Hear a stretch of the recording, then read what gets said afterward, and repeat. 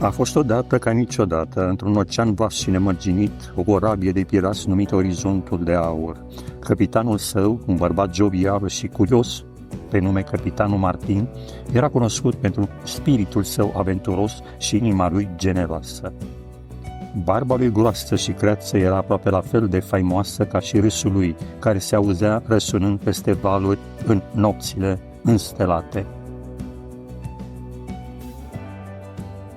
Într-o seară, în timp ce soarele cobora sub orizont și picta cerul cu nuanțe de portocaliu și roz, Capitanul Martin și echipajul său loial au descoperit o hartă veche și misterioasă, ascunsă într-un compartiment secret al vasului.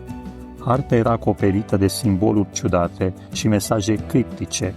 În centru era un desen al unui compas auriu măreț cu desene complicate. Intrigat, Capitanul Martin a dus harta navigatorului navei, un om înțelept și priceput pe nume Norton. Norton își puse ochelarii, examinând harta atent. Spuse: "Capitane, această hartă pare să vorbească despre ceva incredibil. Trebuie să fim foarte atenți." Cu un sentiment de emoție, clocotind în el, Capitanul Martin a ordonat echipajului să pornească nava conform indicațiilor de pe hărți. Orizontul de Aur a tăiat valurile, ghidat de busola desenată pe hartă. Zilele s-au transformat în nopți, iar nopțile înapoi în zile, în timp ce navigau prin apele neexplorate. Într-o noapte fatidică, când luna atârna sus pe cer, Capitanul Martin stătea la cârma navei, ținând în mână o amuletă ciudată pe care o găsise împreună cu harta. În timp ce strângea amuleta, aceasta a început să strălucească, luminând puntea cu o lumină moale aurie. Deodată orizontul de aur se cutremură și un vârtej învolburat a apărut în ocean în fața lor. "Țineți-vă bine, prieteni!" strigă Capitanul Martin. Nava a fost atrasă într-un vârtej, învârtindu-se din ce în ce mai repede până când, cu un fulger orbitor, totul s-a oprit. Când lumina s-a stins, echipajul s-a trezit într-o lume complet diferită. Marea în jurul lor era calmă, iar țărmurile erau presărate cu temple antice și statui mărețe. Au ajuns în Egiptul antic. În timp ce ancorau lângă țări și debarcau, au fost întâmpinați de o mulțime de privitori curioși. Oamenii purtau halate de in și bijuterii speciale, iar aerul era umplut de un parfum de tămâie. Un faraon bun și înțelept i-a întâmpinat pe Capitanul Martin și echipajul său, invitându-i la un festin măreț în cinstea lor. În timp ce luau masa cu fructe exotice și carne prăjită, faraonul le-a spus povești despre zei și misterele Nilului. Capitanul Martin, întotdeauna bun povestitor, și-a împărtășit propriile aventuri de pe ocean.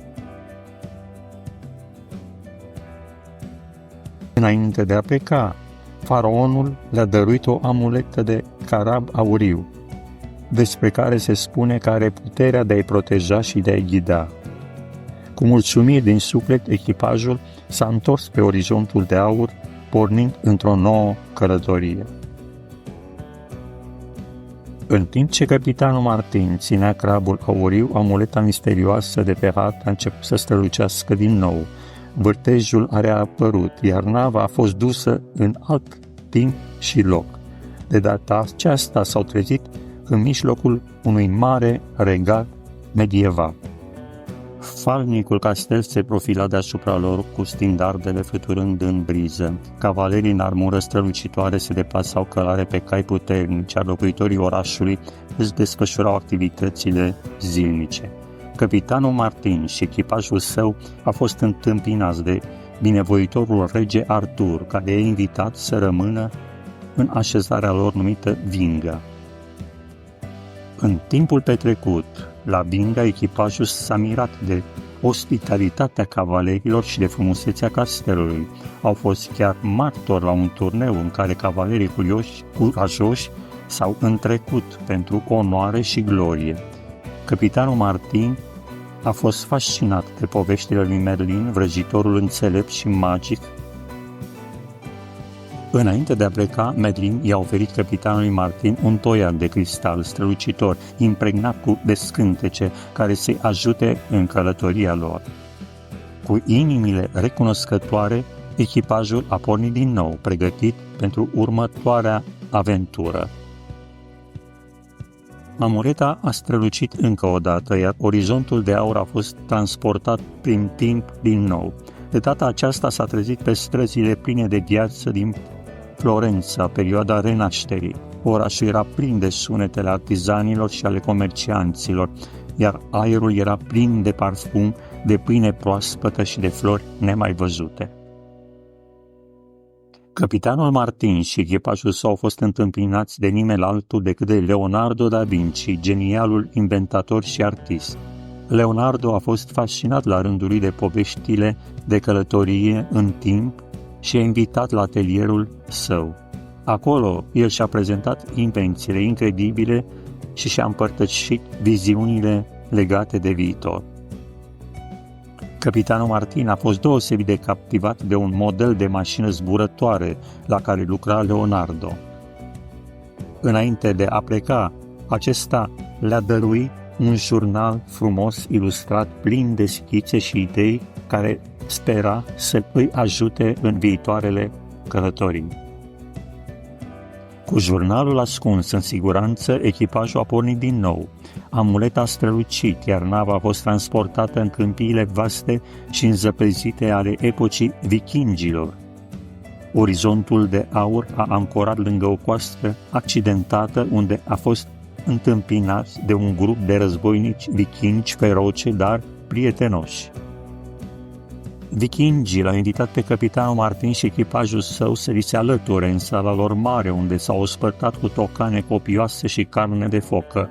Războinicii au împărtășit povești despre cuceririle și bătăliile lor, iar capitanul Martin le-a răspuns cu povești despre călătoriile făcute în timp. Înainte de a pleca, șeful vikingilor le-a dăruit un topor de luptă puternic, despre care se spune că ar fi impregnat cu putere și curajul strămoșilor lor. Cu multe mulțumiri, echipajul a pornit din nou, amuleta strălucind în mâna capitanului Martin. Următoarea lor destinație a fost lumea vibrantă și colorată a Chinei antice. Orizontul de aur a navigat pe râul Yangtze, minunându-se de peisajele uluitoare și arhitectura complicată. Au fost întâmpinați de înțeleptul împărat care i-a invitat în orașul interzis. În Marele Palat, capitanul Martin și echipajul său au fost tratați cu un spectacol de acrobații și muzicieni pricepuți. S-au minunat de frumusețea hainelor, de mătase și de maestria delicată a sculpturilor din jad. Împăratul a împărtășit povești despre legendarii pasnici ai dragonului și despre Marele Zid. Înainte să plece, împăratul a dăruit un dragon de jad splendid, despre care se spune că aduce noroc și protecție. Cu profundă recunoștință, echipajul a pornit din nou, amuleta strălucind în mâna capitanului Martin. Orizontul de aur a fost apoi transportat în orașul antic Roma. Echipajul a fost uimit de măreția Coliseumului și de piețele pline de viață ale forumului roman. Au fost întâmpinați de nobilul împărat Augustus, care i-a invitat să asiste la un spectacol grandios cu gladiatori. Capitanul Martin și echipajul său s-au mirat de vitejia gladiatorilor și de vuietul mulțimii. Au explorat arhitectura magnifică a orașului și au aflat despre bogata istorie a Imperiului Roman. Înainte de a pleca, Augustus a dăruit o coroană de laur simbolizând triumful și onoarea. Cu mulțumiri, echipajul a pornit din nou într-o nouă aventură, amuleta strălucind în mâna căpitanului Martin. Călătoria lor a continuat ducându-i pe nisipurile aurii ale Persiei antice.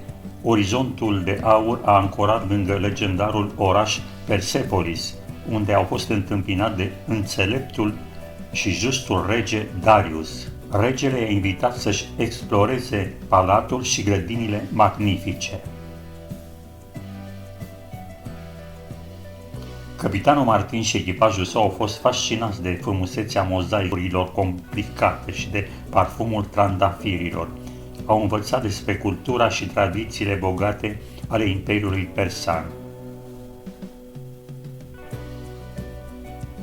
Înainte de a pleca, regele Darius le-a dăruit o tapiserie frumoasă, împodobită, împletită cu scene din aventurile lor. Cu mulțumiri din suflet, echipajul a pornit din nou, amuleta strălucind iarăși în mâna capitanului Martin.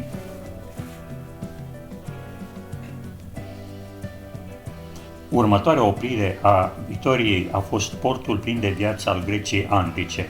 Au fost întâmpinați de marele filozof Socrate, care a invitat la Agora pentru a se angaja în dezbateri și discuții aprinse.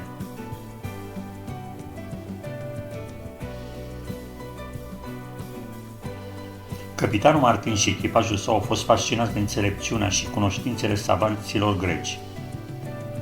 Au vizitat templele maestoase dedicate zeilor și zeițelor și s-au minunat de frumusețea Partenonului.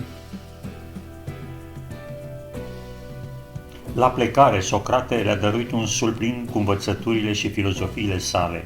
Cu profundă recunoștință, echipajul a pornit din nou amuleta strălucind în mâna capitanului Martin.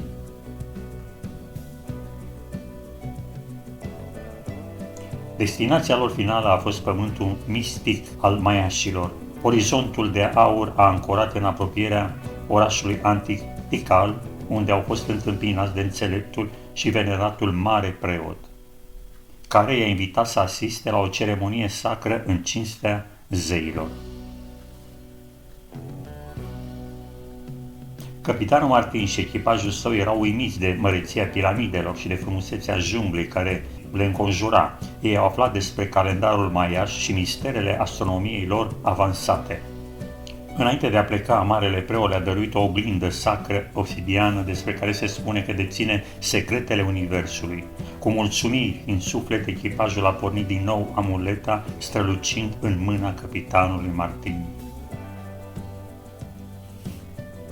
În timp ce navigau înapoi prin vârtești și se întorceau la timpul lor, capitanul Martin și echipajul său reflectau asupra călătoriei lor incredibile. Au experimentat minunile istoriei și au făcut prieteni în fiecare epocă. Orizontul de aur devenise o navă de legende, iar echipajul său avea povești care să dureze toată viața. Din acea zi înainte, capitanul Martin și echipajul său și-au continuat aventurile pe ocean, mereu pregătiți pentru următoarea mare descoperire. Și în fiecare noapte, în timp ce stelele sclipeau deasupra lor, ei și-au împărțit lunile pe care le văzuseră, știind că magia orizontului de aur va rămâne în inimile lor pentru totdeauna.